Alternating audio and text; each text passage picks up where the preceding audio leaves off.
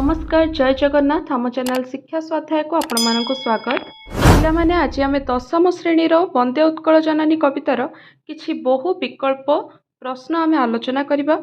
पिलामाने वंदे उत्कल जननीर व्याख्या सहित प्रश्न उत्तर आलोचनार वीडियो मध्य एई चैनल रे उपलब्ध अछि। सेई वीडियोर लिंक डिस्क्रिप्शन बॉक्स रे दिया जाइछि। प्रथमे वीडियो को भल भाबरे देखिनियो। प्रथमे वंदे उत्कल जननीर व्याख्या सहित तार प्रश्नोत्तर आलोचना हेबा परे आमे किछि बहु विकल्प प्रश्न अधिक अभ्यास पई आमे आलोचना करिबा। पिला माने जदि वीडियो भल लागुथाय ताले चैनल को लाइक करो, सब्सक्राइब करो और सांग मानक सहित वीडियो को शेयर मध्य करो। एक नंबर प्रश्न, लक्ष्मीकांत महापात्र केउ कवि भाबे ओडिया साहित्य रे परिचित? कांत कवि, स्वभाव कवि, व्यास कवि, शांत कवि।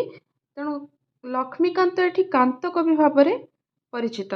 2 नंबर, वंदे उत्कल जननी केउ संगीतर मान्यता प्राप्त होईछि? आंसर हबो वंदे उत्कल जननी एठी राज्य संगीतर मान्यता प्राप्त होईछि। देश संगीत होछि जनगण मन एवं राज्य संगीत वंदे उत्कल जननी।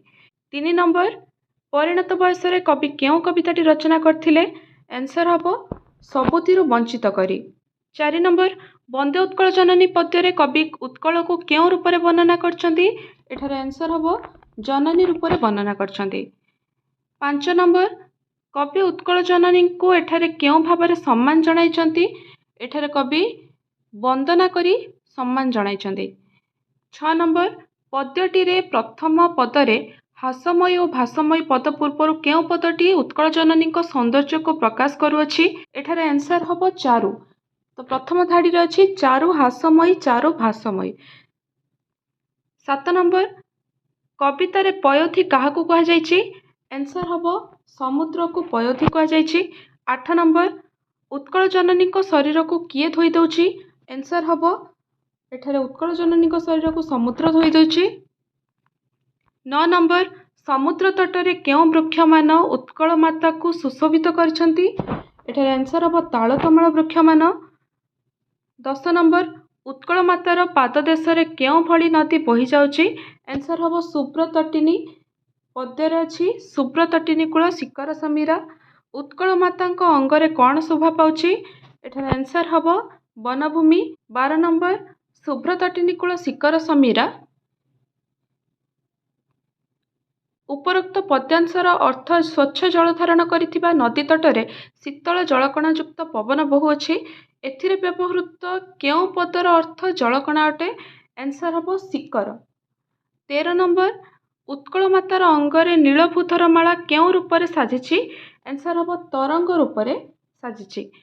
14 नंबर, उत्कल जननी का आकाश काहार कलकल राबरे मुखरित हेउथाय?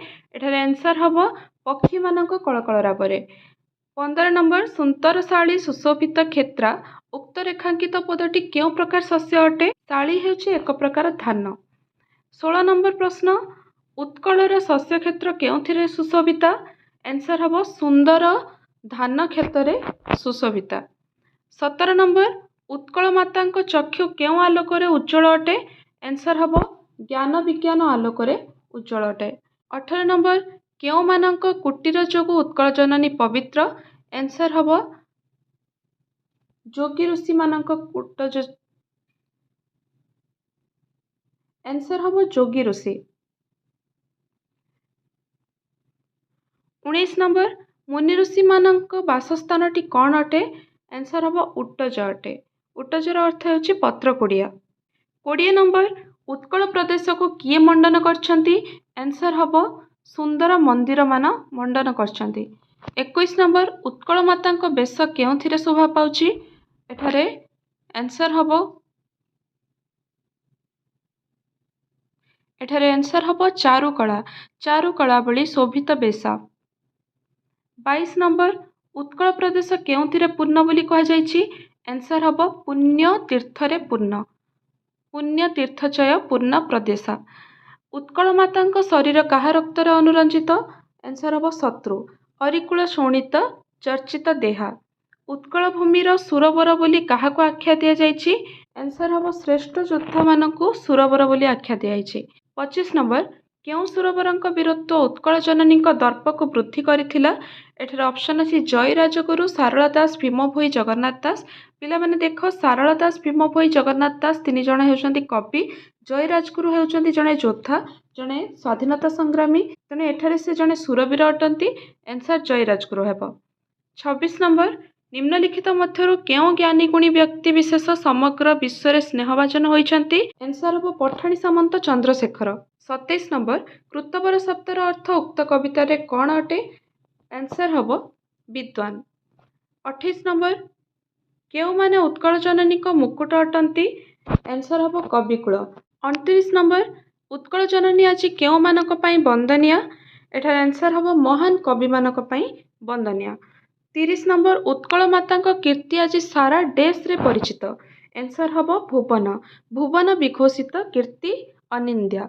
31 ନମ୍ବର, ବନ୍ଦେ ଉତ୍କଳ ଜନନୀ ଏକ କେଉଁ ପ୍ରକାର କବିତା ଅଟେ? ଆନ୍ସର୍ ହେବ ଏହା ଏକ ଦେଶାତ୍ମବୋଧକ କବିତା ଅଟେ।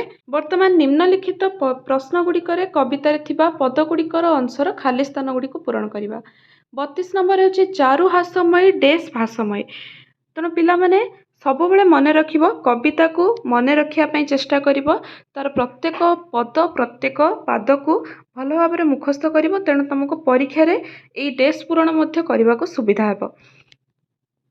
ଚାରୁ ହାସମୟୀ, ଚାରୁ ଭାସମୟୀ, ଏଠାରେ ଆନ୍ସର୍ ହେବ ଚାରୁ।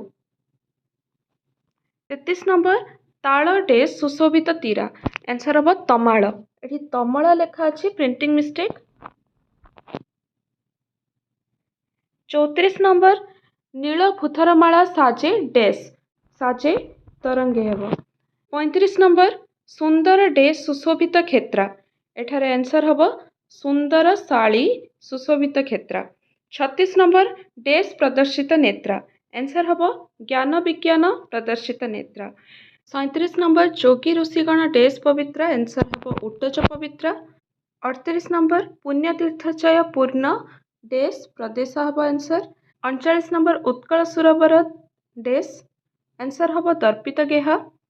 40 ନମ୍ବର, ଅରିକୁଳ ଶୋଣିତ ଡେସ୍ ଦେହା। ଏଠି ହେବ ଆନ୍ସର୍ ଚର୍ଚ୍ଚିତ ଦେହା। 41 ନମ୍ବର, ଡେସ୍ କୃତବର ସ୍ନେହା। ଅପସନ୍ ହେବ ଆନ୍ସର୍ ହେବ ବିଶ୍ୱ ଭୂମଣ୍ଡଳ କୃତବର ସ୍ନେହା। 42 ନମ୍ବର, କବିକୁଳ ମୌଳି ଡେସ୍ ବନ୍ଦ୍ୟା। ଏଠି ଆନ୍ସର୍ ହେବ ସୁନନ୍ଦନ ବନ୍ଦ୍ୟା। 43 ନମ୍ବର, ଭୁବନ ଡେସ୍ କୀର୍ତ୍ତି ଅନିନ୍ଦ୍ୟ। ଆନ୍ସର୍ ହେବ ଭୁବନ ବିଘୋଷିତ କୀର୍ତ୍ତି ଅନିନ୍ଦ୍ୟ। 44 ନମ୍ବର, ଧନ୍ୟୋ ଡେସ୍ ଚିରଶରଣ୍ୟୋ। ଆନ୍ସର୍ ହେବ ଧନ୍ୟୋ ପୁଣ୍ୟ ଚିରଶରଣ୍ୟ। ପିଲାମାନେ ବର୍ତ୍ତମାନ ବନ୍ଦେ ଉତ୍କଳ ଜନନୀର MCQ କ୍ୱେଶ୍ଚନ୍ ଡିସ୍କସନ୍ ସରିଯାଇଛି। ନେକ୍ସଟ ଚାପ୍ଟରରେ ଆମେ ତାର ଲଙ୍ଗ କ୍ୱେଶ୍ଚନ୍ ଆଲୋଚନା କରିବା। ଭିଡ଼ିଓ ଭଲ ଲାଗିଥିଲେ ଭିଡ଼ିଓକୁ ଲାଇକ୍ କର, ଚ୍ୟାନେଲ୍ ସବସ୍କ୍ରାଇବ୍ କର, ସାଙ୍ଗମାନଙ୍କ ସହିତ ସେୟାର କର। ଧନ୍ୟବାଦ। ଜୟ ଜଗନ୍ନାଥ।